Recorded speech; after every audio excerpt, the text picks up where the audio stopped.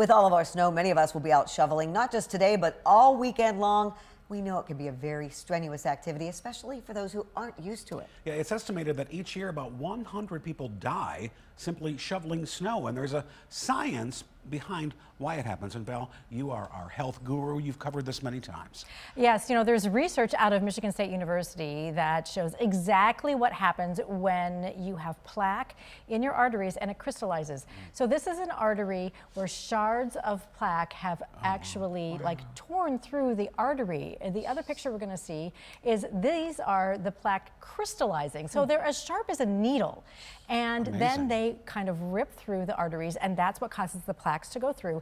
And then it causes that spontaneous heart attack. And what happens is that it just takes one little tiny degree drop in your core body temperature, which is what happens when you're outside. Now, Dr. Abla, who you just saw, was able to actually simulate how this happens. Look how those crystals grow. That's what's happening inside your body as you're shoveling.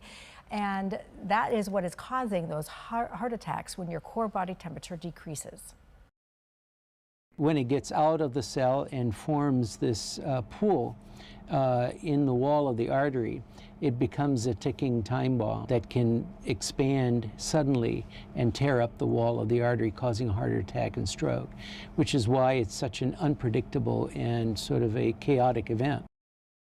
And his research has really been groundbreaking in letting people understand, like, this is exactly what's happening and why those heart attacks occur when you're shoveling. So just a very, very deadly event that can happen if you don't know that you have plaque in your body. So it can happen at any moment when you're shoveling snow, which is why you always need to be prepared. If you are not used to this kind of exercise or exertion, make sure you get some help doing it. Especially the elderly people, because we know that there are older people out there trying to shovel. So if you have an elderly neighbor, go help them. Yeah, be a good neighbor and help. Absolutely.